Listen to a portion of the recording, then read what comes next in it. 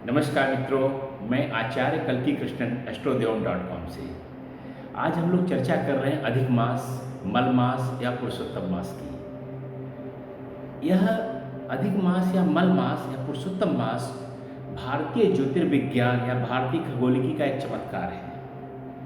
वास्तव में होता क्या है, पहले मैं इसकी संकल्पना या कॉन्सेप्ट बता देता हूँ आपको। होता क्या है कि सूर्य अपनी एक बिंदु से एक बिंदु तक पहुंचने में या सोलर ईयर जो है जो कहते हैं उसको पूरे करने में 365 दिन 6 घंटे एवं 11 सेकंड लेता है। लेकिन जो चांद्र वर्ष होता है वो उसी के सापेक्ष चंद्रमा जब 12 राशियों का अपना घूमता हुआ 12 जो चक्र पूरा करता है वह केवल 354 दिन और 9 घंटे का होता है। तो लगभग इसमें आप देखेंगे एक लगभग इन दोनों में करीब 10 दिन का अंतर पड़ जाता है।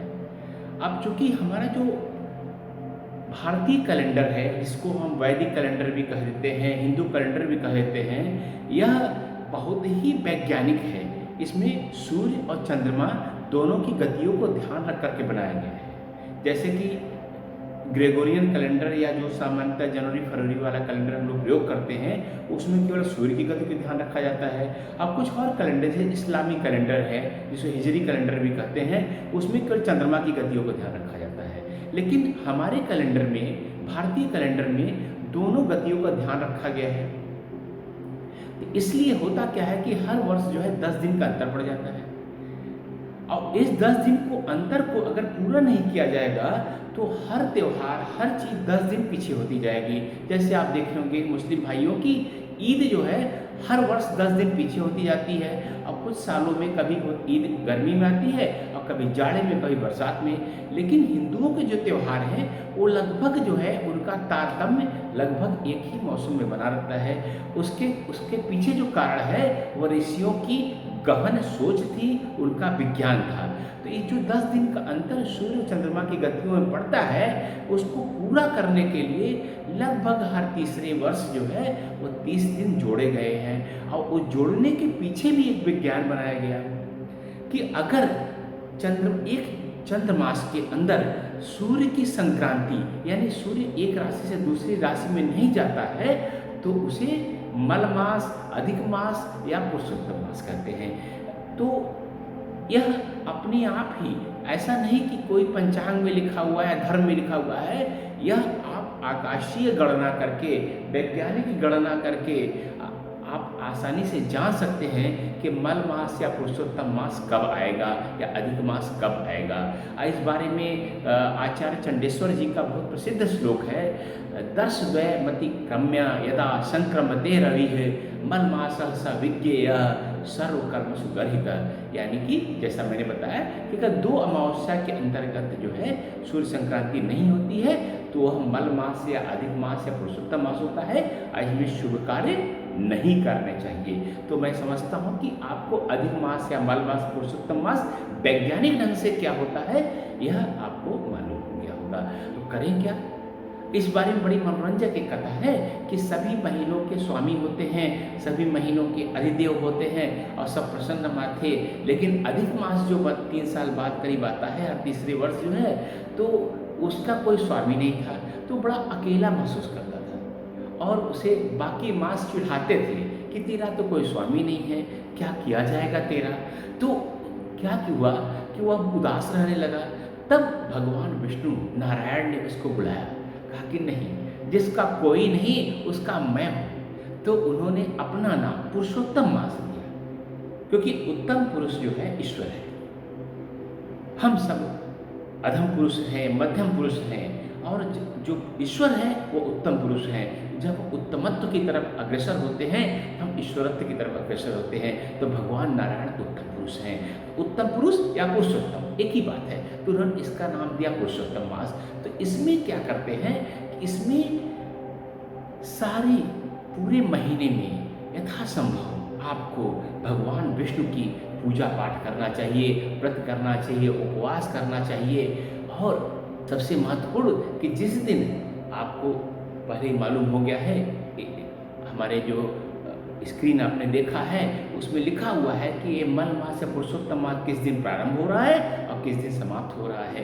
तो जिस दिन प्रारंभ हो रहा है उस दिन जो है हेमाद्रि ऋषि ने कहा है कि सब काम स्नान वगैरह करके नित्य कर्म से निवृत्त होकर के आप उस दिन व्रत रखिए और विष्णु स्वरूप जो सूर्य है, सूर्य जो है जो ग्रह है, सूर्य जो है जो ग्रह है या तारा है वह भगवान विष्णु का प्रतिनिधित्व करते हैं स्थूल रूप में। तो उनकी पूजा करके उनके मंत्रों का जाप कीजिए और लाल पुष्प सहित रक्त पुष्प यानी लाल फूलों सहित भगवान विष्णु की पूजा करके उपवास करके फिर एक बर्तन में, कांसे के बर्तन में या कोई भी अच्छे बर्तन में जो है उसमें आप जो है अन्न फल वस्त्र का रख करके योग्य पुरुष को दान दीजिए जो है। और अंतिम दिन भी आपको घी गुड़ और अन्न या आप जानते होंगे पुए बनते हैं संस्कृत में जिसको अपूप कहते हैं, तो उसका जो है 33 पुए बना करके घी गुड़ और आटे को मिलाएंगे जब जो है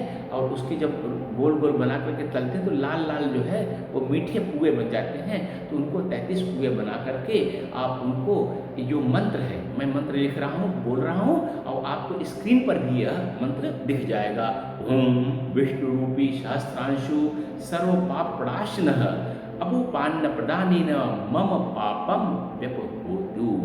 ही विष्णु रूप के सहस्त्र किरणों वाले सूर्य आप सभी पापों को नाश करने वाले हैं और जो मैं पूरे दान दे रहा हूँ इससे सब मेरे पापों का नाश हो।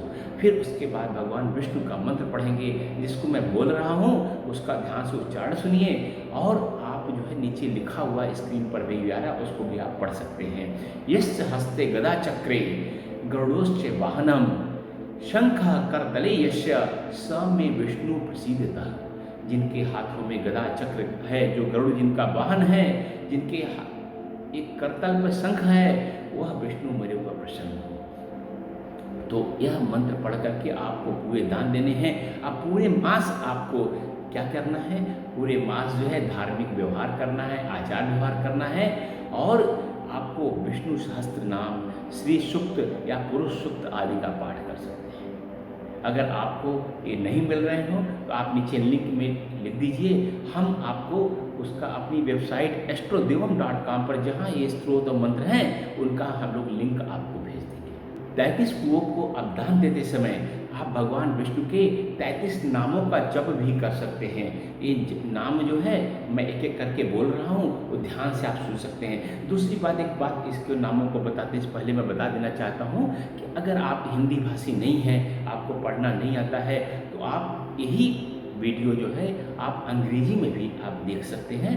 आप जिसको हमने अंग्रेजी, आंग्ल भाषा या इंग्लिश या अंग्रेजी में भी यही YouTube पर वीडियो रिलीज करते हैं। अष्टोदेव में हम भरपूर प्रयास करते हैं कि जो भी वीडियो बनाएं वह हिंदी और अंग्रेजी या हिंदी या इंग्लिश दोनों में हम बनाएं और रिलीज करें, जिससे जो जिस भाषा को जानने वाला हो वह अच्छी तरह से जान ले। तो 33 नाम ये है: विष्णुम जिष्णुम महाविष्णुम हरिम कृष्णम अधोच्छजम केशवम माधवम रामम अच्युतम पुरुषोत्तमम गोविंदम वामनम शीशम श्रीकृष्णम विश्वसाक्षिणम नारायणम मधुरिपुम अनिरुद्धम त्रिविक्रमम वासुदेवम जगतयोनिम अनंतम शेषशायिनम संकर्षणम प्रद्युम्नम दैत्रिम विश्वतोमुखम जनार्दनम धरावासम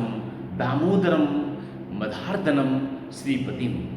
ये 33 नाम हैं। इन 33 नामों का भी आप पाठ कर सकते हैं। और अगर आपको इसके लिए विशिष्ट रूप से एक माला चाहिए तो इसके लिए अलग से हमने हल्दी की माला भी बनाई हुई है, जो आप इसको, और पारद माला भी बनाई हुई है। इन दोनों को अगर आपको चाहिए, इन मालाओं के साथ पाठ करने से बहुत ही 33 नामों का लाभ होता है। तो हमने बहुत विशिष्ट रूप से पारद माला और हल्दी माला एकदम अलग से इन 33 नामों का पाठ करने के लिए बहुत विशिष्ट रूप से बनाई हुई है। आप उसको देखकर हैरान रह जाएंगे कि 33 नामों का जप करने की माला कैसी होती है। अगर आप चाहते हो माला तो आप नीचे कमेंट सेक्शन में लिख दें, उसका भी हम आपको लिंक भेज देंगे जो है। यह तो बात हो गई आपको। और दूसरी बात, एक बहुत महत्वपूर्ण बात मैं बता देता हूँ आपको कि अगर आप ये पूजा पाठ अगर आप अपने स्तर पर नहीं करना चाहते हैं तो अपने विशिष्ट अपने जो है संरक्षकों यजमानों के आग्रह पर astrodeum.com ने यह ऐसी व्यवस्था की है कि आप जो है हम हमारे यहाँ जो विद्वान ब्राह्मण हैं, योग्य बहू हैं, वह आपके लिए पूरा पूजा पाठ पूरे 30 दिन तक पूरे इस अधिक मास मल मास तक जो है वो करते रहेंगे। पहले दिन आपके नाम का संकल्प लेंगे और अंतिम दिन आपके लिए दान दिया जाएगा। तो अगर आप इसमें रुचि रखते हैं तो आप नीचे कमेंट सेक्शन में आप लिख दें, आपको जो है उसका लिंक भेज दिया जाएगा, जिससे आप जो है इस पूजा को स्पॉन्सर कर सकते हैं। आपके नाम का पहले दिन संकल्प लिया जाएगा और पूरे दिन महीने जो है विष्णु सहस्त्र नाम, श्री सूक्त, पुरुष सूक्त आदि का आपके लिए विशिष्ट रूप से पाठ किया जाएगा और अंतिम दिन उसकी पूर्णाहुति भी हवन के साथ जो है और पुओं के दान के साथ पूरी संस्कार के साथ किया जाएगा, जिससे आपको संपूर्ण पुण्य की प्राप्ति हो। अब अधिक मास में बहुत बार हम लोग का प्रश्न आता है, मैं हमारे पास अस्ट्रोदेव में ईमेल आते हैं, फ़ोन कॉल आते हैं कि क्या क्या करना है, क्या क्या नहीं करना है। तो इसमें देखिए, आप सामान्य दिनचर्या तो कर सकते हैं, सामान्य दिनचर्या अपनी पूजा पाठ जो भी करना है, बल्कि पूजा पाठ ज़्यादा करना है। लेकिन विवाह है, यज्ञ है, देवताओं की मूर्तियों की प्रतिष्ठा है, मुंडन संस्कार है, देव तीर्थों में जहाँ नियमित रूप से जाते हैं वहाँ जाना है, नए घर में प्रवेश करना है, आपको नई खरीद बिक्री करनी है, नई गाड़ी लेनी है, ऐसा जो है शास्त्र हमारे मना करते हैं। गर्गाचार्य ने कहा, अग्न्याध्येयम प्रतिष्ठाम च यज्ञोदान व्रतानि च वेद व्रत विश्वसर्ग चूड़ाकरण मेखला गमनम देव तीर्थानाम विवाहम अधिविशेषणम यानम च गृह कर्माणि मलमासे विवर्जयेत्। एक गर्गाचार्य का बहुत प्रसिद्ध श्लोक है। लेकिन जहाँ आप सामान्य रूप से जहाँ तीर्थ में आ जा सकते हैं, जहाँ कर सकते हैं, उनके लिए मनाही नहीं है। तो आप बाकी जो सामान्य दिनचर्या है, सामान्य पूजा पाठ है, ये सब कर सकते हैं। लेकिन शादी ब्याह, नौकरी प्रवेश, यज्ञोपवीत, जनेऊ संस्कार, कुआं तालाब खोदना, वाहन का खरीदना, ज़मीन का खरीदना, इस तरह के जो है बड़े काम जो है आपको नहीं करने चाहिए। लेकिन जो श्राद्ध कर्म जैसे उस महीने में आ रहा है, पितरों की क्रिया करनी है, ये सब चीज़ें जो है आप कर सकते हैं। दूसरी बात, कुछ चीज़ें जो नियत समय में ही पूरी करनी है, जैसे मान लीजिए बच्चा पैदा हुआ, उसका नामकरण करना है, उसका अन्नप्राशन करना है, कोई और इस तरह की जो चीज़ें जो नियत समय पर करनी ही है, उसके बारे में श्लोक है, आवश्य कर्म मासाख्यम मल मास समृताब्दिकम तीर्थे मच्छज आयो श्राद्ध माधानांग पितृक्रियाम। तो यह श्लोक है कि क्या क्या चीज़ें कर सकते हैं। तो जो उस महीने में श्राद्ध आ ही रहा है, अगर कोई मर रहा है, उसके लिए रुद्र पूजा करनी है, महामृत्युंजय जप करना है, ये सारे काम अधिक मास में आप कर सकते हैं। बाकी इसके लिए पुरुषोत्तम मास है, भगवान विष्णु ने अपना नाम दिया है, तो भगवान विष्णु की पूरी पूजा कीजिए। और अगर आप खुद नहीं कर सकते हैं विधि विधान से, तो अस्ट्रोदेवम को जिम्मेदारी दीजिए।